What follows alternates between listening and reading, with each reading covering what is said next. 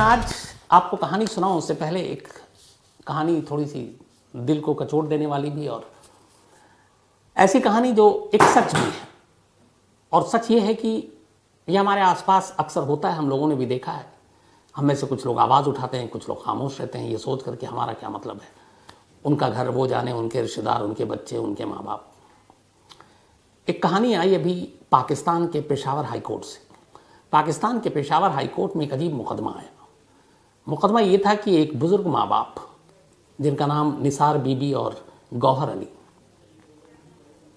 एक middle class family, दोनों की ज़िंदगी ठीक ठाक चल रही थी। इन्होंने अपने बच्चों की परवरिश बहुत अच्छे से की।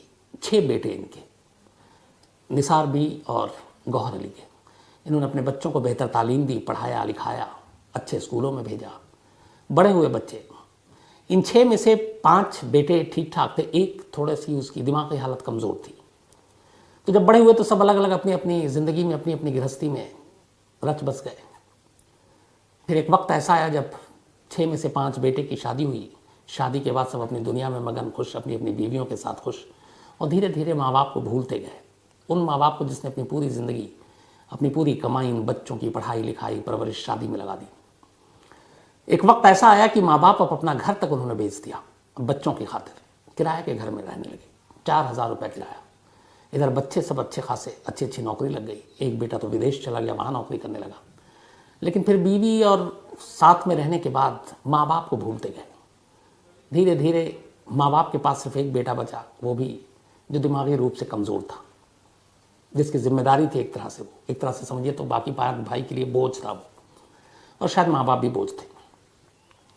तो 5 बच्चे अपनी ज़िंदगी में मस्त मगन, अपनी बीवियों के साथ, बूढ़े माँ बाप को भूल गए, और वो बड़ी मुश्किल से अपनी ज़िंदगी गुजार रहे हैं। उम्र बढ़ती जा रही है, 4000 रुपये किराया, घर का किराए के पैसे भी नहीं, बच्चे ध्यान नहीं दे रहे थे। अजीब ज़िंदगी थी। उनकी कहानी एक वकील को पता चली। उन वकील ने उनसे बात की। इसके बाद उस वकील ने इंसानियत के नाते कहा कि आपको आपका हक मिलना चाहिए, और वो कोर्ट में पहुंच गए। और उन्होंने कहा कि ये जिस माँ बाप के 6 बच्चे हों जवान, एक बेशक बीमार है, 5 तो ठीक हैं, और वो अगर किराए के घर में रहे, खाने के लिए उसके पास नहीं, ज़िंदगी की तमाम मुश्किलें उसके साथ, और कोई भी बच्चा ध्यान न दे, तो ये कैसा समाज है। कोर्ट ने इसको बड़ी गंभीरता से लिया। इस मुकदमे की सुनवाई 5 के 5 बेटे को नोटिस भेजा गया, तारीख पड़ी, आया सिर्फ एक बेटा, बाकी 4 नहीं। कोर्ट ने जब सारी कहानी सुनी तो जज ने कहा कि अगर तुम लोगों के अंदर इतनी भी अखलाक या जिम्मेदारी नहीं है तो तुम्हारे माँ बाप को हम खुद पाल लेंगे, जज ने कहा। लेकिन कानून है, हमें फैसला भी सुनाना है। इसके बाद पुलिस को कहा गया कि इसके जो 4 बेटे हैं, अगली तारीख दी गई है, उनको कोर्ट में हाजिर करो, वरना उनको गिरफ्तार करो। उधर माँ से पूछा गया, आप क्या चाहती हैं। माँ ने कहा कि मेरे बच्चे कैसे भी हैं, मैं माँ बाप के लिए उसके बच्चे कभी बुरे नहीं होते, बट हाँ, जिस तरीके से उन्होंने जो हम लोगों के साथ किया, हमें अलग ही रहना अब ठीक है। क्योंकि अदालत अगर फैसला सुना दे कि बच्चों के साथ ही रहना है, फिर कल को वही दिन आएंगे, फिर बेटा बहू घर से शायद निकाल दें, हम फिर सड़क पर आ जाएं, फिर किराए के घर पर आ जाएं। तो उससे अच्छा ये है कि अभी जैसे हैं वैसे ही रहे। हाँ, अगर कुछ मदद मिल जाती है तो ठीक है। बच्चों ने कहा कि हम तो पैसे देते हैं, कोई कहता है 1000 रुपये, कोई कहता 2000 रुपये। जज ने कहा कि इन्हें सिर्फ पैसे नहीं चाहिए, इन्हें प्यार चाहिए जो तुम लोगों को दिया इसने बचपन से। तो एक फिल्म भी आई थी बागबान, शायद ये उसी से वैसी ही कुछ कहानी भी है। पाकिस्तान की मीडिया में ये खबर काफ़ी चली। अब अदालत ने अगली तारीख दी है, देखिए उस तारीख पे क्या होता है। जो भी फैसला आएगा मैं आप तक ज़रूर उसका अपडेट दूंगा। पेशावर की कहानी है ये। लेकिन ऐसी कहानियाँ सुनकर दिल को बड़ी बेचैनी सी होती है, झकझोर कर रखती, मतलब ये कहानियाँ रख देती हैं।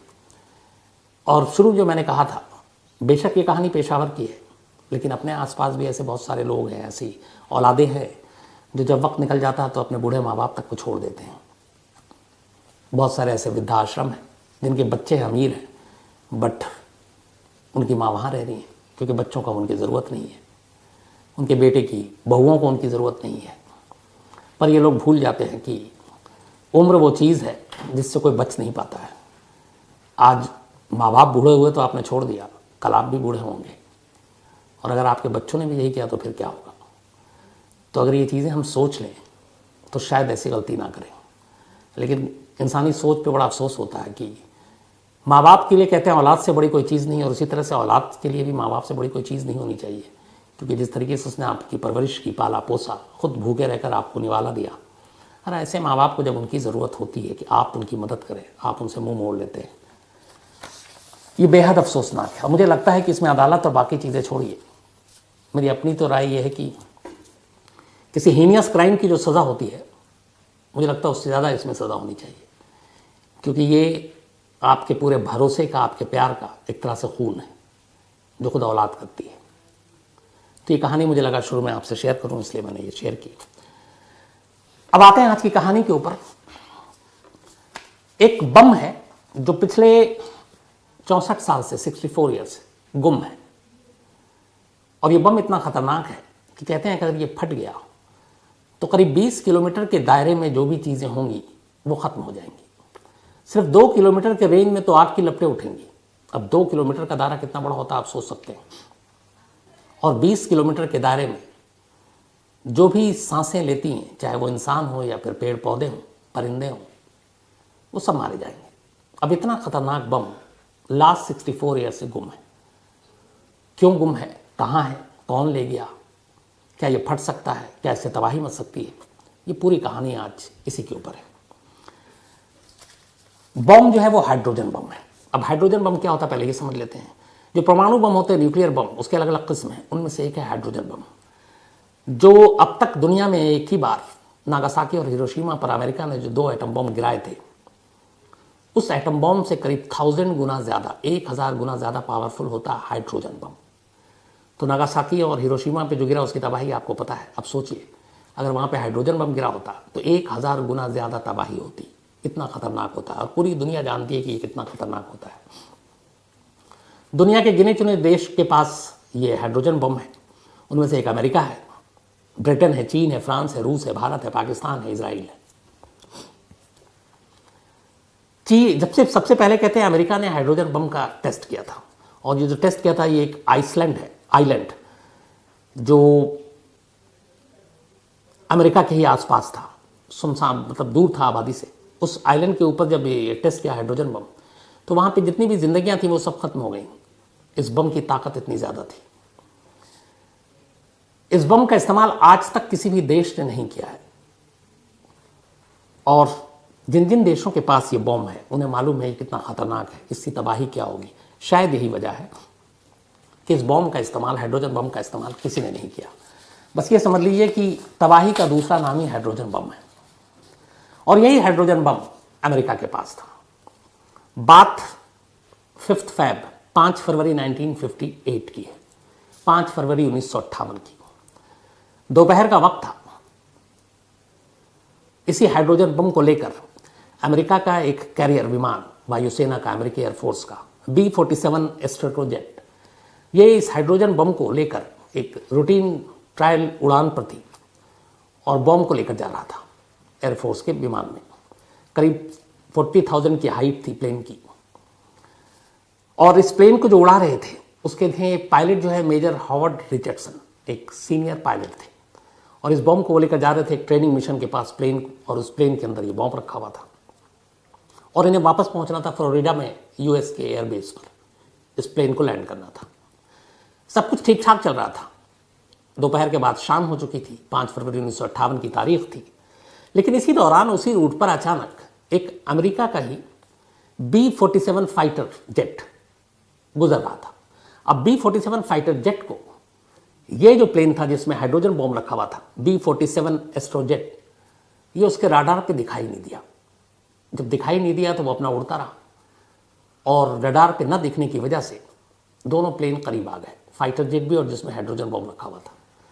और इतने करीब आए कि एंड टाइम पे जब प्लेन दिखाई दिया तब स्पीड इतनी ज़्यादा थी कि वो अपने डायरेक्शन को चेंज करते, उससे पहले जो पंख थी प्लेन की, वो दोनों पंख एक दूसरे से टकरा गए। टक्कर ज़बरदस्त थी।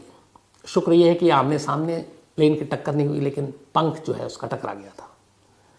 दूसरा जो प्लेन था F-86 फाइटर जेट, इसके पायलट थे लेफ्टिनेंट क्लेरेंस स्टीवन। अब गलती कायदे से दोनों पायलट की नहीं थी, क्योंकि रडार पे दिखी नहीं, कोई इंस्ट्रक्शन था नहीं, प्लेन टकरा गया, और जो बायां पंख था जिसमें हाइड्रोजन बम रखा हुआ था, वो टकराया था उससे। अब टकराने के बाद एफ जो फाइटर जेट था उसका बैलेंस बेकाबू हो गया। पायलट को लगा कि अब क्या करें, तो जान बचाने के लिए वो पैराशूट से कूद पड़ा प्लेन को छोड़कर। इधर दूसरी तरफ जिसमें हाइड्रोजन बॉम्ब रखा हुआ था उसके फ्यूल टैंक को नुकसान पहुंचा था और अब पायलट को लगा कि ये बहुत दूर तक उड़ान नहीं भर सकते, फ्लोरिडा एयरबेस तक पहुंचना, वहां तक नहीं जा सकते। अब क्या करें, ऑप्शन क्या है? तो ऑप्शन ये था कि सबसे नियरेस्ट कहीं पे, इससे पहले कि फ्यूल टैंक में कोई ऐसा धमाका हो या कुछ हो जाए, इसको लैंड करवा देते हैं। सबसे नज़दीक में वहाँ पे एक सवाना एयरफोर्स का बेस था और वहीं पे लैंड कर सकते थे। पायलट ने फ़ौरन एयर ट्रैफिक कंट्रोल के थ्रू कांटेक्ट किया और कहा कि ऐसे ऐसे एक्सीडेंट हो गया और हमें इमरजेंसी में लैंड करना है।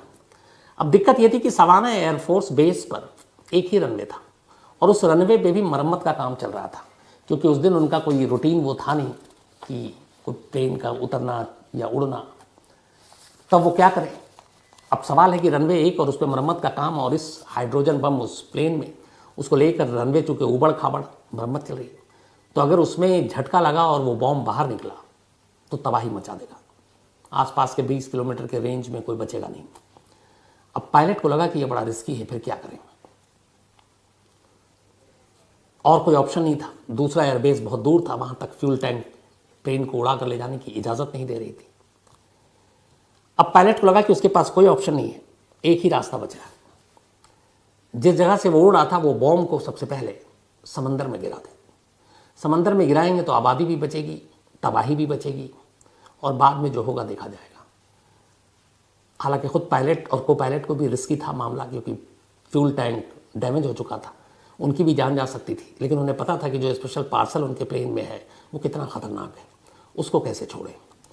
तो और कोई रास्ता दिखा नहीं, एयरबेस बहुत दूर, नियरेस्ट इकलौता सवाना में रनवे मरम्मत का काम। तो आखिर में यह फैसला हुआ कि इस हाइड्रोजन बॉम्ब को समुद्र में गिरा दिया जाए और इसके बाद वही फाइनल जो अथॉरिटी उनके सुपीरियर थे उन्होंने इजाज़त दी और इस बॉम्ब को समंदर में गिरा दिया गया। जब समंदर में इसको गिराया गया तो वो जगह पायलट को मालूम थी कि कहाँ पे ये गिराया गया, और वो एक टाइबी आइलैंड था। ये अमेरिका का ही एक हिस्सा है और जॉर्जिया स्टेट के पास पड़ता है टाइबी। तो टाइबी के पास इस बॉम्ब को गिरा दिया और गिराने के बाद पायलट और को पायलट उस प्लेन को वापस उसी सवाना एयरपोर्ट, जो कि रनवे बन रहा था, काम हो रहा था, किसी तरीके से लैंड कराने में कामयाब हो जाते हैं और दोनों की जान बच जाती है। तो पायलट की जान बच गई, लेकिन अब सबकी धड़कनें ये थी कि वो बॉम्ब, हाइड्रोजन बॉम्ब, टाइबी आइलैंड के पास समंदर में गिराया गया है और ये पायलट और को पायलट को एग्जैक्ट लोकेशन पता था कि कहाँ गिराया गया है। अब ये खबर ऊपर के तमाम अफसरों को दी गई, लेकिन फिलहाल एक हादसा बचा हुआ था। तो अब समंदर में हाइड्रोजन बम गिरा दिया गया है, पायलट को पायलट दोनों बचे हुए हैं। अब ये बात ऊपर तक पहुंची। नेक्स्ट डे, ये चूंकि कहानी है 5 फरवरी 1958 की, 6 फैब की तारीख आती है, 6 फरवरी 1958। बाकायदा इसी टाइबी आइलैंड पर एक खोजी दस्ता निकाला जाता है पायलट को पायलट की निशानदेही पर, और उन्होंने लोकेशन बताया कि हमने हाइड्रोजन बम कहाँ गिराया था। तो 6 फैब, अगले ही दिन, 24 घंटे के बल्कि कम वक्त में ही वहाँ जाकर जो नेवी की टीम थी, उनके खास दस्ते थे, वो समंदर में गोताखोरों और बाकी चीज़ों की मदद से अब हाइड्रोजन बम की तलाश शुरू करते हैं। उन्हें मालूम था कि पायलट को पायलट ने सही जगह बताया, लोकेशन बॉम्ब कहाँ है, तो मिनटों का काम है, ढूंढ लेंगे, ढूंढ के बाहिफाजत जो एक्सपर्ट है उसके निकाल लेंगे, वापस अपने अपने घर को चले जाएंगे। लेकिन होता ऐसा नहीं है। जिस जगह बताया गया उस जगह पे घंटों तलाश की गई, नहीं मिला। फिर कहा चलो अगले दिन ढूंढते हैं। अब अगले दिन भी ढूंढा, अगले दिन भी नहीं मिला। अच्छा, अब ये कोई छोटा मोटा हाइड्रोजन बॉम्ब नहीं था, बल्कि ये करीब करीब 10 फीट लंबा था, ये 10 फीट लॉन्ग, और 3000 किलोग्राम, 3000 kg का ये वेट था इसका, हाइड्रोजन बम का। तो अब 10 फीट लंबा बम, कोई छोटा मोटा सुई तो है नहीं। ढूंढा गया लेकिन नहीं मिला। 7 फरवरी, 8, 9, 10, 11 दिन, हफ्ते, महीने गुजरते गए, बॉम्ब नहीं मिला। खोजी दस्ते की तादाद बढ़ाती, फिर भी बॉम्ब नहीं मिला। अब इधर ये धीरे धीरे बात फैल गई कि एक हाइड्रोजन बॉम्ब, जो कि सबसे तबाह, खतरनाक, वो समंदर में गिरा हुआ है, और अगर गलती से फट गया तो फिर आसपास के जो आइलैंड है वहाँ पे क्या तबाही मचाएगी। अब लोग डरे हुए हैं कि अगर ऐसा हुआ तो हम सब क्या होंगे, जो आसपास नज़दीक में भी हैं। और इस डर के बीच में तलाश जारी है। अमेरिकी नेवी, एयरफोर्स, सारी टीमें लगी हुई हैं और उन्हें यह भी खतरा मालूम है कि हाइड्रोजन बम से क्या कुछ हो सकता है। तलाश जारी रही। 1958 से लेकर लगभग अगले 45 साल बीत गए, कमी कोई नहीं छोड़ी ढूंढने में। समंदर का चप्पा चप्पा छान मारा, हाइड्रोजन बम नहीं मिला। लास्ट में थक कर 2001 में, 2001 में, यानी कि करीब 43 साल, आफ्टर 43 ईयर्स, यूएस एयरफोर्स ने एक स्टेटमेंट जारी किया और उसने कहा कि बम मिले या ना मिले, अब जहां भी पड़ा हुआ है वो सेफ है। उन्होंने फिर एक लोगों को समझाने के लिए कहा कि इस बम में, हाइड्रोजन बम में, डेटोनेट इसे करने वाला, यानी इस बम को उड़ाने या चालू करने वाला जो कैप्सूल था वो लोड ही नहीं किया है। तो जब लोड नहीं किया है तो ये ब्लास्ट नहीं होगा, ताकि लोग पैनिक ना हो, और न्यूक्लियर धमाका नहीं होगा। लेकिन उन्होंने कह दिया, पर उन्हें यह भी पता था कि अगर कोई एक्सीडेंट होता है तो कुछ भी हो सकता है, क्योंकि उसके अंदर सारे न्यूक्लियर, उसके अंदर तमाम वो चीज़ें हैं जो बर्बाद कर सकती हैं, वो सारे बॉम्ब में हैं, हाइड्रोजन बॉम्ब के अंदर। अब तलाश भी इतनी सारी कर ली, 43 साल तक मिला नहीं। 2001 में इसको रोक दिया गया और ये भी कहा गया कि अब इस बम को कोई नहीं ढूंढेगा, क्योंकि हमने बहुत पैसे लगा दिए, बहुत इंसान लगा लिए और कोई फायदा नहीं हुआ। तो अब इस बम को कोई नहीं ढूंढेगा और इसको डरने की दुनिया की जरूरत नहीं है। बल्कि साथ में एक चेतावनी भी दी गई कि अब ये जब बम है, जहाँ पड़ा हुआ है उसको वहीं पर रखा जाए। इसको निकालने के लिए इसके साथ छेड़छाड़ करने की कोशिश की गई तो हो सकता है कि धमाका हो जाए। तो अगर ये समंदर की गहराई में कहीं अटक के फंसा हुआ है तो ये वहीं ज़्यादा महफूज है और ज़्यादा सेफ है। बाकी फ्यूचर का पता नहीं कब क्या होगा, लेकिन अब इसे ढूंढने की ज़रूरत नहीं है, इसके साथ छेड़छाड़ करने की ज़रूरत नहीं है, उसे निकालने की ज़रूरत नहीं, क्योंकि उसमें ज़्यादा खतरा है। ये कहकर अमेरिकी एयरफोर्स, अमेरिकी गवर्नमेंट ने इस बॉम्ब की तलाश को बंद कर दिया। लेकिन दुनिया के बहुत सारे देश, बहुत सारे जासूस, बहुत सारे लोग, इस हाइड्रोजन बॉम्ब में उनकी दिलचस्पी थी। अमेरिकी तलाश रोकने के बावजूद बहुत सारे लोग इस हाइड्रोजन बम की खोज में समंदर के गोते मारते रहे। बाद में बहुत सारी कहानियां आई। कहा गया कि उस वक्त यूएसएसआर, सोवियत संघ, इसकी पनडुब्बियां भी स्पेशली इस बॉम्ब की तलाश में निकली थी, क्योंकि किसी से छुपी बात थी नहीं, तो इस बॉम्ब की तलाश में निकली। कुछ लोग कहते हैं कि यूएसएसआर, सोवियत संघ की पनडुब्बियों को यह बॉम्ब मिल गया था और वो बॉम्ब अपने साथ ले गए, लेकिन सोवियत संघ ने हमेशा इस बात से इनकार किया। कुछ कहते हैं कि उन्हें, सोवियत संघ को भी यह बॉम्ब नहीं मिला। कुछ का कहना है, अलग अलग इसकी कहानियां हैं, कुछ का कहना है कि बॉम्ब को एलियन ही ले गया, लेकिन ज़्यादातर लोगों का कहना है कि यह बॉम्ब है आज भी समंदर की गहराई में, लेकिन किस दिशा में है, कहाँ पर है, ये कहना मुश्किल है। अब दूसरी तरफ इस बॉम्ब को समंदर में गिराकर जो उसके पायलट थे, इस बॉम्ब को जो लेकर जा रहे थे, मेजर रिचर्डसन, उनको अमेरिकी सरकार ने बाकायदा सम्मानित किया और उनको फ्लाइंग क्रॉस अवार्ड से नवाजा, क्योंकि उन्होंने बहुत सारे लोगों की जान बचाई। अगर वो इस बॉम्ब को किसी रनवे या कहीं और अपनी जान बचाने के लिए उड़ा देते, आबादी पे गिर जाते प्लेन, तो लाखों लोग मारे जाते। दूसरी तरफ जिस फाइटर जेट ने इस हाइड्रोजन बॉम्ब को ले जा रहे प्लेन को टक्कर मारी, हालांकि गलती उसकी भी नहीं थी, रडार पे दिखी नहीं, उसके साथ भी एक दिलचस्प किस्सा हुआ ये कि वो अपनी जान बचाने के लिए पैराशूट से कूद गया। पैराशूट से वो कूद गया और उस प्लेन को छोड़कर, जो डैमेज हो गया था, उसकी पंख टूट गई थी, बिना पंख के वो फाइटर जेट एक खेत में लैंड हो गया और उसको और कोई नुकसान नहीं हुआ। पायलट नहीं था, पायलट कूद चुका है, लेकिन वो फाइटर जेट एक पंख के बिना भी एक खेत में लैंड कर गया और न किसी और को नुकसान हुआ, न उस फाइटर जेट को कोई नुकसान हुआ।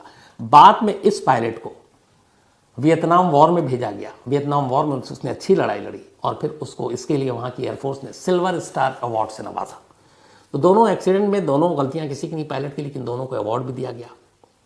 लेकिन आज करीब 64 ईयर्स हो गए, 58 को गुजरे हुए। आज भी ये हाइड्रोजन बॉम्ब कहाँ है, समंदर की गहराई में है या फिर इसे कोई लेकर निकल गया, ये किसी को पता नहीं। ये आज भी एक राज है और कहते हैं गुपचुप तरीके से खुद अमेरिका भी इसको ढूंढने की कोशिश करता रहता है, लेकिन ऑफिशियली इसकी तलाश को अमेरिका ने करीब 21 साल पहले बंद कर दिया है। तो ये थी कहानी हाइड्रोजन बम, उस हाइड्रोजन बम की जो पिछले 64 साल से गुम है। तो ये कहानी फर्स्ट वर्ल्ड वॉर के ख़त्म होने के बाद और सेकंड वर्ल्ड वॉर के शुरू होने से पहले तक से लेकर शुरू होने के ख़त्म होने के बाद, मतलब 1945 तक की। कायदे से 1930 में इस कहानी की शुरुआत होती है। इंसानी इतिहास की ये वो कहानी है जिसमें इंसानों द्वारा इंसानों पर किए गए रिसर्च के नाम पर जिस तरीके से जान ली गई, जैसे जैसे जान ली गई, सोचकर दहल उठता आदमी। कहानी में बताऊंगा, लेकिन जैसे एक छोटा सा एग्जांपल देता हूं। ये आप हम सब जानते हैं कि अगर कोई गोली चलाता है और सामने वाले को मारता है तो वो मर जाएगा, बड़ी सिंपल सी बात है। लेकिन अगर आपसे पलट के पूछूं कि गोली से इंसान क्यों मरता है, तो कई बार ऐसा भी लगता है जैसे मुझसे को पूछे तो मैं कहूँगा क्या बेवकूफ़ी का सवाल कर रहा है यार, गोली से इंसान नहीं मरेगा तो किससे मरेगा। मैं गोली लगती है इंसान मर जाता है। कई ऐसे सवाल होते हैं जिनके जवाब लगता है कि हमें तो पता है, लेकिन कायदे से जब आप डीपली उसमें घुसें तो लगता है कि नहीं पता। जैसे एग्जाम्पल के तौर पर मेरे ऊपर ये बल्ब जल रहा है, अब ये बल्ब जल रहा है, इससे रोशनी आ रही है, रोशनी क्यों आती है? अब कोई भी कहेगा कि यार बल्ब है तो ट्यूबलाइट है तो रोशनी तो आएगी, लेकिन कैसे आती, क्यों आती है? अब फिर वो पूरा साइंस है। तो एक इंसान की बुलेट से या गोली से मौत कैसे होती है, दूसरा इंसान ये बैठकर सोच रहा है, और सोचने के बाद फिर वो कहता है और सोचता है कि हमें एक्सपेरिमेंट करना चाहिए कि एक बुलेट से आदमी कैसे मरता है, कितनी दूरी से मारने पर मरता है, कहाँ कहाँ पर मारूं तो मरता है। अब ये सोच रहा है, बट सोच तक बात रहती तो भी ठीक थी। अब उस सोच को अमल में भी लाना है कि ये चेक करना है कि एक आदमी बुलेट से कैसे मरता है, और उसके बाद अपने ही जैसे बेगुनाह इंसानों को खड़ा कर उन्हें गोली मारता है, सिर्फ इस रिसर्च के लिए, ताकि वो पता कर सके कि इस बुलेट से उसकी मौत क्यों, कब, कैसे हुई। ये कहानी ऐसे ही एक, जिसे मैंने कहा कत्ल खाना, बूचड़ खाना, जिसको एक लैब का नाम दिया गया था, उस लैब की कहानी है। और ये कहानी अपने आप में फेमस है यूनिट 731 के नाम से। यूनिट 731 जापानी इंपीरियल आर्मी का ये एक लैब था जिसका नाम है यूनिट 731। बात 1930 की है। जापानी इंपीरियल आर्मी में एक चीफ मेडिकल अफसर हुआ करते थे जिनका नाम था General Shiro Ishii. General Shiro Ishii chief medical अफसर के होने के नाते हैसियत से उनका काम था कि बहुत सारी चीज़ों पर रिसर्च करो, दुश्मनों को मात देने के लिए हम क्या क्या मेडिकली क्या क्या कर सकते हैं, रिसर्च करके। तो खासतौर पर केमिकल एंड बायोलॉजिकल वेपन, रासायनिक और जैविक हथियार कैसे दुश्मनों के ऊपर भारी पड़ सकता है। कहते हैं शीरो इशी जो जनरल चीफ मेडिकल अफसर जापानी इंपीरियल आर्मी का, ये अपने आप में बेहद खूंखार एक डॉक्टर था, लेकिन शायद डॉक्टर वाली और कोई बात नहीं थी, उस पेशे को हटा देता हूं, इंसान वाली। तो जापान इंपीरियल आर्मी में इस जनरल शीरो इशी के एक दोस्त थे, और वो इंपीरियल आर्मी में बहुत बड़े पोस्ट पे थे। ये जनरल थे, उनसे भी बड़े थे, और उनका नाम था कर्नल शिकाहिको कोइजुमी। अब कोइजुमी जो थे वो शीरो इशी के दोस्त थे, और कोइजुमी की सरकार में बड़ी अच्छी पहुंच थी, चलती थी। अब जापान सरकार की तरफ से कहा गया फर्स्ट वर्ल्ड वॉर के बाद कि हमें अपनी सेना को मजबूत करना, उसके लिए कुछ रिसर्च करनी है, खतरनाक से खतरनाक हथियार बनाओ ताकि दुश्मनों को हम ज़्यादा बर्बाद कर सकें। तब जनरल शीरो इशी ने कहा कि ठीक है, मैं इसकी जिम्मेदारी लेता हूँ। 1930 से लेकर 1932 2 साल तक जनरल शीरो इशी ने रिसर्च करना शुरू किया कि कैसे हम केमिकल और बायोलॉजिकल वेपन के ऊपर रिसर्च करें और खतरनाक से खतरनाक हथियार बनाएं। स्टडी करने के बाद आखिरकार अपनी रिपोर्ट दी अपने सीनियर अफसरों को। अब उस वक्त ये काम आए कोइजुमी जो जापानी आर्मी में, उन्होंने इनके इस प्रोजेक्ट को आगे बढ़ाया, प्रोजेक्ट अप्रूव हो गया। कहा गया जनरल शीरो इशी से कि आप अपना काम शुरू कीजिए, आपको लैब बनानी है, आप लैब बनाइए। अब इत्तेफाक से उसी वक्त 1931 की बात है, लगभग माहौल ख़राब होने शुरू हो गए थे। सेकेंड वर्ल्ड वॉर तो हुआ नहीं था शुरू, लेकिन सारी चीज़ें ऐसी हो रही थी कि कभी भी हो सकती है। जापान ने 1931 में चीन पर हमला कर दिया, और चीन में एक जगह है मंचूरिया, उस मंचूरिया पर हमला करने के बाद एक तरह से इस युद्ध की शुरुआत की थी। फिर इसके बाद पूरी तरह से 1937 में जापान ने चीन पर हमला किया था, और उसके बाद 1939 में वर्ल्ड वॉर ही शुरू हो गया था।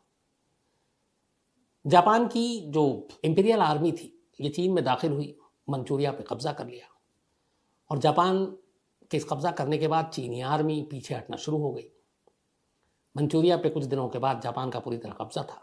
कब्जा करने के बाद अब जापान ने वहाँ पे देखना शुरू किया। उन्हें किसी वक्त ये था कि लैब बनानी है। डॉक्टर शीरो इशी के प्रोजेक्ट पास हो चुका था, बट वो लैब जापान के अंदर नहीं बनाना चाहते थे। उन्हें लगा कि इस तरह के लैब, ऐसे रिसर्च, दुनिया शायद जापान के खिलाफ हो जाए। तो गुपचुप तरीके से कहीं दूसरे ऐसी जगह पे, ऐसे देश में जहाँ उन्होंने हमला किया, जिसे उससे अपना गुलाम बनाया, उस देश की सरजमीन पर ये खतरनाक लैब खोलने का इरादा था। और आखिरकार मंचूरिया पे कब्जे के बाद जापान को यह मौका मिल गया। 1932 में मंचूरिया पे कब्जे के बाद जापान सरकार ने इजाज़त दे दी शिरोइशी को कि जाओ और तुम अपना लैब शुरू करो। शिरोइशी ने लैब शुरू किया। कोइजुमी ने उनकी मदद की, जो जापान इंपीरियल आर्मी में अफसर थे। ये वही कोइजुमी हैं जो बाद में 1941 से 45 तक जापान की गवर्नमेंट में हेल्थ मिनिस्टर भी रहे। तो आप कद का अंदाज़ा लगा सकते हैं उसी वक्त।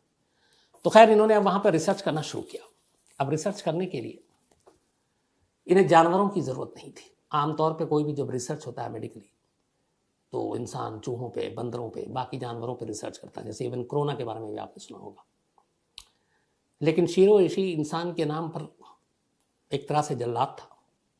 उसकी निगरानी में ये लैब शुरू हुआ और जिस जगह पे इसने लैब शुरू किया मंचूरिया में, वो एक ऑलरेडी वहाँ पे एक लैब बनी हुई थी जिसका नाम था epidemic prevention and water purification department. ये उस वक्त वहाँ पे ये लैब था।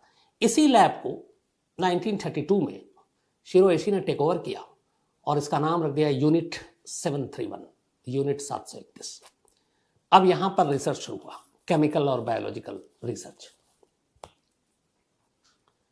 ये पिंगफांग शहर जो मंचूरिया जहाँ पे ये फिर लैब बनाया गया, ऐसे कुछ और भी लैब बनाए थे, लेकिन सबसे ज़्यादा यूनिट 731 ही क्यों चर्चा में आया, क्योंकि उसकी वजह थी इस लैब में जब काम शुरू हुआ तो इंसानियत शर्मसार हुई, क्योंकि इंसानों पे ऐसा जुल्म शायद ही किसी लैब में, इंसानों के बनाए लैब में इससे पहले हुआ।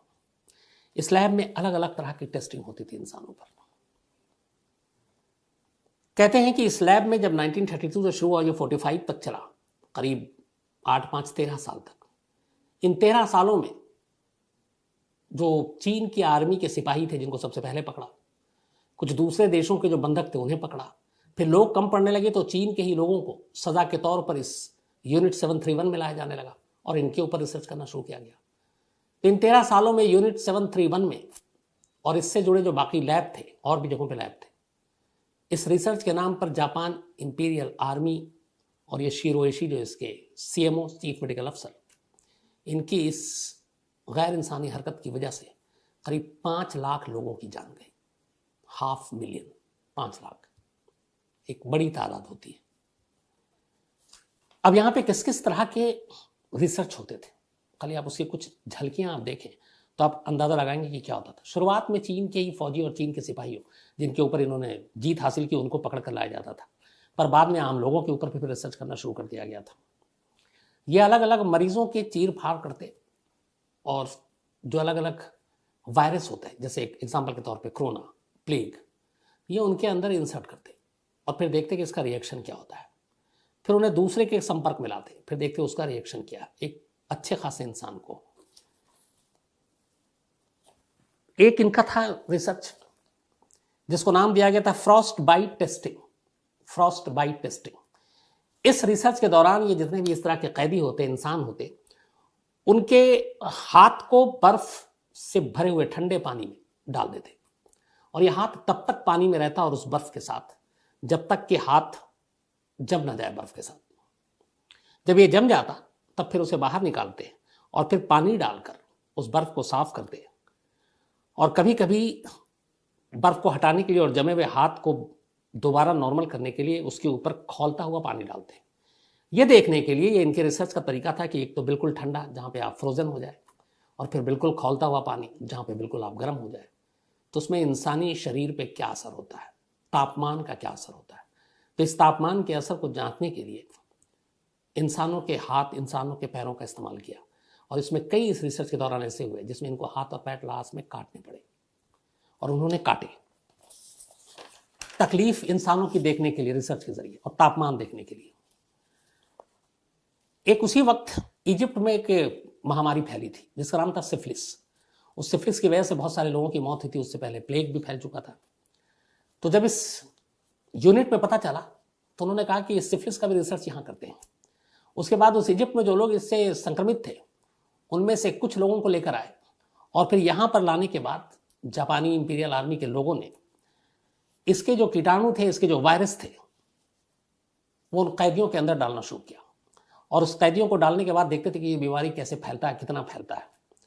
और इसे इतना ही नहीं, उन्होंने फिर इसके बाद जिन लोगों में बीमारी डाली उसमें फिर वहाँ की जो महिलाएं थी कैदी बंदी, उन आम बेकसूर महिलाओं को उठाया, उनके साथ जबरन रेप किया गया, उनके साथ सेक्स किया गया और फिर करवाया गया उन लोगों से जो कि जिनके अंदर इस तरह के वायरस डाले गए थे, ताकि ये देखें कि इसका इनके ऊपर क्या असर होता है। इतना ही नहीं, इसके बाद नेक्स्ट स्टेप ये था कि इन महिलाओं में से बहुत सारी जब प्रेग्नेंट हो गई तो फिर उन प्रेग्नेंट महिलाओं के बच्चों पर उस वायरस का क्या असर होता है। कुछ प्रेग्नेंट महिलाओं को तो ये जानबूझकर अलग से लाते थे और उनके ऊपर अलग अलग बीमारियों के शोध करते थे कि ये देखो उसके अंदर डालकर कि सिर्फ इस महिला पे असर होगा या इसके बच्चों पे असर होगा। तो ये भी रिसर्च करते थे। इतना ही नहीं, जब लोग अलग अलग आग के अंदर अलग अलग वायरस के लिए लेकर ये सारी चीज़ें का जब रिसर्च करते तो उसमें ज़्यादातर लोगों की मौत होती जाती। अब कई लोगों के ऐसे होते जिनमें मौत नहीं होती। कई रिसर्च ऐसे थे कि अगर उन्होंने सपोज हाथ में डाला तो ये देखना था कि अगर इस वायरस के फैलने से पहले कितना टाइम है कि अगर उस हाथ को शरीर से अलग कर दे तो ये बाकी बॉडी में इसका असर होता है कि नहीं। तो इधर इंसर्ट किया, वायरस दिया और उधर हाथ या पैर जो भी जिस जगह पर शरीर के अंग में दिया उसको काट कर अलग कर दिया, ये देखने के लिए कि उसका बाकी शरीर में पहुंचा कि नहीं। अब जब ये हाथ पैर काटने लगे तो फिर ये लगा कि इनके लिए तो ये बेकार है। तो इसके बाद उसे दूसरे टेस्ट से गुजरना होता। उसके बाद वो अलग अलग गोलियां, बुलेट, बंदूक, अब वहां ले जाकर वो आधे अधूरे कटे फटे इंसान को खड़ा करते और अब वहां पर हथियारों का प्रशिक्षण करते, वेपन्स के ऊपर रिसर्च करते, गोली मार कर देखते, गोला बारूद फेंक कर देखते कि कितना उसका इम्पैक्ट है, कितना असर है। तो इस तरीके से उन्हें मारा जाता। कहते हैं कि इस यूनिट में जितना आप सोच सकते हैं या शायद मैं जितना बता सकता हूं उससे कहीं ज्यादा बेरहमी के साथ, उससे कहीं ज्यादा अमानवीयता के साथ इंसानों के ऊपर ही रिसर्च किया गया। और तमाम रिसर्च मासूम लोगों पर शुरुआत जरूर हुई चीनी आर्मी के साथ या उनके सिपाहियों के साथ, पर बाद में बेगुनाह लोगों के साथ जो उनके गुलाम थे उनके जरिए इनके ऊपर ये सारे रिसर्च करते गए। कई बार इन्होंने जो बंधक बनाकर रखते थे पुरुष और महिलाओं, उनसे जबरदस्ती शारीरिक संबंध बनवाते थे ताकि ये देख सके कि अगर एक का शरीर थोड़ा सा ठीक है, उसमें कम वो डाला है और दूसरे में नहीं है, तो दोनों को जब मिलते हैं तो फिर क्या बीमारी होती है, कैसे होती है, क्या असर होता है। तो एक के जरिए दूसरों को भी मारने की कोशिश की जाती थी। यह सिलसिला लगातार चलता रहा। बीच में इसको लेकर कई बार ये चीज़ें उठी यूनिट 73 को लेकर कि जापान इस तरीके का एक रिसर्च कर रहा है केमिकल और बायोलॉजिकल वेपन को लेकर, खतरनाक हथियार इंसानों पर, और बहुत सारे लोग मारे जा रहे हैं क्योंकि यहाँ से जितने लोग गायब होते, जो पकड़े जाते, उनके परिवार वाले इधर उधर भागते, लेकिन कोई सुनवाई नहीं थी। बट कई लोगों को ये मालूम था कि ये हो रहा है, लेकिन इंसाफ कौन करता। तो ये सिलसिला चलता रहा। इत्तेफाक से 1939 में फिर आखिरकार सेकेंड वर्ल्ड वॉर शुरू हुआ, 45 तक चला। और इसी सेकेंड वर्ल्ड वॉर में जब पर्ल हार्बर का बदला लेने के लिए अमेरिका ने नागासाकी और हिरोशिमा पर एटम बम बरसाए, इसके बाद जापान कमज़ोर हो गया। जापान ने हथियार डाल दिए और जापान के हथियार डालने के साथ इधर सोवियत सेना भी पहुंच गई थी चीन की तरफ। उसके बाद जापान की जो आर्मी थी, इंपीरियल आर्मी, उसको यहाँ से हटना पड़ा इस एरिया से। और वो जब भागे तो फिर वहाँ पर उस वक्त के सेकेंड वर्ल्ड वॉर में अमेरिका भी साथ था, सोवियत भी साथ थे। तो फिर वहाँ पे ये लोग पहुँचे इस लैब पर जो यूनिट 731। वहाँ जाने के बाद सोवियत संघ की जो सेना थी उसने इस लैब को अपने कब्जे में लिया और वहाँ जो भी लोग जापान के थे जो काम कर रहे थे उन सबको गिरफ्तार किया। हालांकि कहते ये भी हैं कि गिरफ्तारी से पहले, और उन्हें पता था कि हम हार रहे हैं, तो बहुत सारे जो रिसर्च पेपर थे जापान ने जला दिए, लेकिन बहुत सारे बच गए। इसके बाद इन लोगों को लेकर आया गया, इनके ऊपर वॉर, एक युद्ध बंदी वाला मुकदमा चला। कुछ को सोवियत सेना ने कब्जे में रखा, जेल भेज दिया। कुछ को यूएस ने कहा कि हमें सौंप दो। यूनाइटेड स्टेट ने, अमेरिका ने इस यूनिट 731 के कई अहम साइंटिस्ट और बाकी लोगों को अपने कब्जे में ले लिया। लगा था कि अमेरिका जो है इनके खिलाफ सख्त एक्शन लेगी, कार्रवाई करेगी, लेकिन यहाँ भी खेल हो गया। अमेरिका ने उनके खिलाफ कुछ काम नहीं किया, कोई कार्रवाई नहीं की, जिन्होंने करीब 5 लाख इंसानों की मौत के जो जिम्मेदार थे। अमेरिका ने इन लोगों से सिर्फ ये कहा कि तुमने जितने भी अभी तक रिसर्च किए, चाहे वो केमिकल वेपन हो, बायोलॉजिकल वेपन हो, जैविक या रासायनिक हथियार, उन रिसर्च की जो रिपोर्ट है वो क्या रही वो हमें दे दो, बदले में हम तुम्हें माफ़ी दे देंगे। और कहते यही है कि उन लोगों से अमेरिका ने वो रिपोर्ट ले लिया। अमेरिका शुरू से बहुत ही होशियार और चालाक देश है, और उन सबको लेने के बाद उन सबको माफ़ी दे दी। तो ये सारी रिपोर्ट, सारी चीज़ें अमेरिका ने ले ली। लेकिन 1945 में जब सोवियत ने इस जगह को आज़ाद कराया, जापान की इंपीरियल आर्मी हार गई, तो फिर इस यूनिट 73-1 को पूरी तरीके से उजाड़ दिया गया, जला दिया गया, बर्बाद कर दिया गया और फिर दोबारा कभी ये नहीं बसा। आज भी वो जगह अपनी जगह पर है और अब लोग यूनिट 731 की जो कहानी जानते हैं, उस इलाके में जब भी जानते हैं तो सिर्फ एक नज़र डालने के लिए उस इलाके का दौरा ज़रूर करते हैं कि ऐसी जगह थी जहाँ पर करीब 13 साल तक इंसानों के ऊपर सबसे ख़तरनाक रिसर्च किए गए थे और इतने सारे लोगों की जान गई थी। हालांकि इसके अलावा भी वहाँ पे जैसा मैंने बताया कि आपको कई और भी यूनिट थे जहाँ पर रिसर्च होता था, लेकिन सबसे बदनाम, सबसे कुख्यात यही था यूनिट 731। तो 13 साल के बाद आखिरकार इस यूनिट को बंद कर दिया गया।